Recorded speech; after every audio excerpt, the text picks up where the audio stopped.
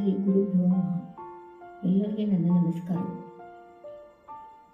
ಇವತ್ತಿನ ದಿವಸ ನನ್ನ ಜೀವನದ ಇಂದು ಅನುಭವಗಳು ನಿಮ್ಮ ಹತ್ರ ಶೇರ್ ಮಾಡ್ಕೋಬೇಕಂತ ಅನ್ನಿಸ್ತಾಯಿತ್ತು.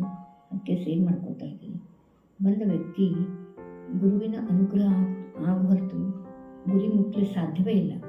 ಏಕೆಂದರೆ ಒಂದು ಗುರು ಇದ್ದರೆ ಗುರಿ ಮುಟ್ಟಲಿಕ್ಕೆ ಸಾಧ್ಯವಿದೆ ಜೀವನದಲ್ಲಿ.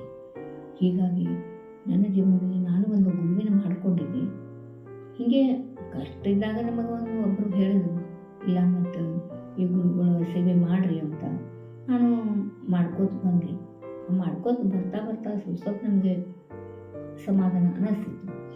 ಆದರೆ ಒಂದು ಕೆಟ್ಟ ಗಳಿಗೆಯಿಂದ ನಮ್ಮ ಜೀವನದಲ್ಲಿ ಇಷ್ಟು ಕಷ್ಟ ಬರ್ತಿದೆ ಅಂತ ನಾನು ಕನಸಿನಲ್ಲಿ ಕೂಡ ನಾವು ಅಂದ್ಕೊಂಡಿರಲಿಲ್ಲ. ಹೀಗೆ ನಮ್ಮ ಜೀವನದಲ್ಲಿ ಒಬ್ಬ ವ್ಯಕ್ತಿ ಬಂದು, ಇಲ್ಲ ನಮ್ಮ ಪಾರ್ಟ್ನರ್ಶಿಪ್ನಲ್ಲಿ ಬಿಸ್ನೆಸ್ ಮಾಡೋಣ ಅಂತ ಬಂದ. ಆದರೆ ನಮ್ಮಲ್ಲಿ ಅದು ಯಾವುದೂ ಬಿಸ್ನೆಸ್ ಮಾಡಬೇಕಂತನೂ ಇದ್ದಿದ್ದೇ ಇಲ್ಲ.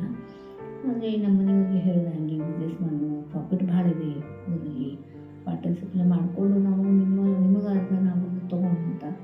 ಆದರೆ ನಾನು ಬೇಡದವರು ಅಂದ್ಬಿಟ್ರು. ಬಿಸ್ನೆಸ್ ಶುರು ಮಾಡಿ 8 ತಿಂಗಳ ಅವ ಪ್ರಾಫಿಟ್ ಮಾಡ್ಕೋತಾ ಇದ್ದ. ನಮಗೇನೂ ಗೊತ್ತಾಗಲ್ಲ. ನಾವು ಕೇಳಿದಾಗ ಯಾವಾಗಲೂ ಹೇಳ್ತಾ ಇಲ್ಲ ಅದಕ್ಕೆ ಹಾಕಿದ್ವಿ ಅಂತ. ಆದರೂ ನಾವು ಇರಲಿ ಬಿಡುವ ಅಂತ ನಾವು ಗಪ್ ಕೂತೀವಿ. ಆಮೇಲೆ ಗೊತ್ತಾಯ್ತು ಎನ್ಕೌಂಟ್ ಮಾಡಿದಾಗ, ಇಲ್ಲ ನಮಗೆ ಅವನು ತನ್ನ ಹೆಸರ ಮೇಲೆ ಬಿಸ್ನೆಸ್ ಮಾಡ್ಕೊಂಡಿದ್ದಾನೆ ಅಂತ. ಆಮೇಲೆ ಭಾಳ ಟೆನ್ಷನ್ ಶುರು ಆಯಿತು. ಮನೇಲಿ ಕಷ್ಟ ಆಯಿತು. 2 ಸಣ್ಣ ಮಕ್ಕಳು, ಹೇಗೆ ಮಾಡೋದಪ್ಪ ಜೀವನನೇ ಬೇಡ ಅನ್ನಿಸ್ತಾ ಇತ್ತು ನನಗೆ. ಆದರೆ ನಾನಂದೆ, ಇದು ಎಲ್ಲ ಗುರುವೇ ನಿಮಗೆ ಎಲ್ಲ ನಾನು ಹೇಳಿದ್ದೀನಿ, ನನ್ನ ಕಷ್ಟಗಳನ್ನೆಲ್ಲ. ಸಣ್ಣ ಮಕ್ಕಳು, ನಾವು ಹೆಂಗೆ ಬದುಕಬೇಕು, ಇದು ಪೇಮೆಂಟ್ ಬಂದಿದ್ದೆಲ್ಲ ನಾವು ಇಂಟ್ರೆಸ್ಟ್ ತುಂಬ್ತಾ ಇದ್ವಿ. ಲೋನ್ ತುಂಬಬೇಕಾಯಿತು, ಅವೇನೂ ತುಂಬ್ತಾ ಇರಲಿಲ್ಲ. ನಾವೆಲ್ಲ ತುಂಬ್ಕೋದು ಬಂದ್ವಿ. ಅಂದರೆ ಅದರಲ್ಲಿ ಮನೆ ನಡೆಸೋದು ನಮಗೆ ತುಂಬ ಕಷ್ಟ ಆಯಿತು. ಒಂದು ಹೊತ್ತು ಊಟಿಸ್ಲಿಕ್ಕೆ ನಮಗೆ ಸಾಧ್ಯವಿರಲಿಲ್ಲ.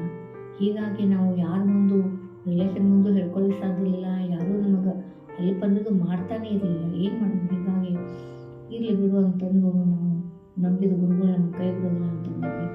ಹಾಗೆ ಅವನು ಏನು ಮಾಡ್ದ ಅಂದರೆ ನಮಗೆ ಗೊತ್ತಾಗಲಿಲ್ಲ. ಗುರು ಅವನಿಗೆ ಏನೋ ಯಾರಿಗಿಂತ ಪನಿಷ್ಮೆಂಟ್ ಮಾಡಿದ್ರೆ ನಮಗೆ ಗೊತ್ತಾಗಲಿಲ್ಲ. ಯಾಕಂದ್ರೆ ನಮಗೆ ಅವೆಲ್ಲ ನಿಮಗೆಲ್ಲ ನಾವೆಲ್ಲ ಮಾಡ್ಕೊಂಡು ನಿಮ್ಮ ಹೆಸರಲ್ಲಿ ಮಾಡ್ತೀವಿ ಅಂತಂದ. ಅಂದ್ಕೊಂಡೆ ನಮಗೆ ಮನಸ್ಸಿಗೆ ಸ್ವಲ್ಪ ನೆಮ್ಮದಿ ಅನ್ನಿಸ್ತು. ಆಮೇಲೆ ಹೀಗಾಗಿ ಏನೋ ಕೆಟ್ಟ ಗಳಿಗೆಯಿಂದ ನಮ್ಮ ಆಯಿತು. ಹೀಗಾಗಿ ನಾವೇ ನಮ್ಮ ಮನಸ್ಸಿಗೆ ಸಮಾಧಾನ ಹಾಕೋತಾ ಬಂದ್ವಿ. ಆಮೇಲೆ ಹಿಂಗೆ ಏನಾಗ್ತಿದ್ರೆ ಎಲ್ಲ ನಮ್ಮ ಹೆಸರು ಮೇಲೆ ಮಾಡಿಕೊಟ್ಟ ಮೇಲೆ ಅದು ವಸ್ತು ಬಂತು ನಮ್ಮ ಹತ್ರ. ಬಂದ ಮೇಲೆ ಅದನ್ನು ಮಾರಬೇಕಂದ್ರೆ ನಮ್ಗೆ ಅಷ್ಟು ಟೈಮಿಗೂ ಇದನ್ನಾಗಲಿಲ್ಲ, ಸಾಧ್ಯವಾಗಲಿಲ್ಲ. ಆ ಟೈಮ್ಗೆ ಬಂದು ಆ ಟೈಮ್ದಿಂದ ಅದನ್ನು ವಸ್ತು ಮಾರಿ ನಾವೆಲ್ಲ ಏನು ಕೊಡೋದೆಲ್ಲ ಅದು ಲೋನ್ ಮುಟ್ಟಿಸಿ ನಾವು ಇದ್ದೀವಿ. ಅದಕ್ಕೆ ನಾನು ಅಂತೀನಿ, ಒಂದು ಗುರುವಿನ ಅನುಗ್ರಹ ಆಗುವಂಥ ಗುರಿ ಮುಟ್ಟಲಿಕ್ಕೆ ಸಾಧ್ಯವೇ ಇಲ್ಲ.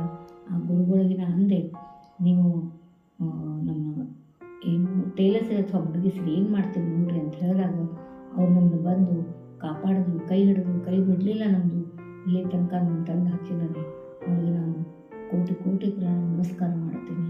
ಹೀಗಾಗಿ ನನ್ನ ಜೀವನದ ಕೈಗಳಿಗೆ ನಿಮ್ಮ ಜೊತೆ ಹಂಚ್ಕೋತಾ ಇದ್ದೀನಿ.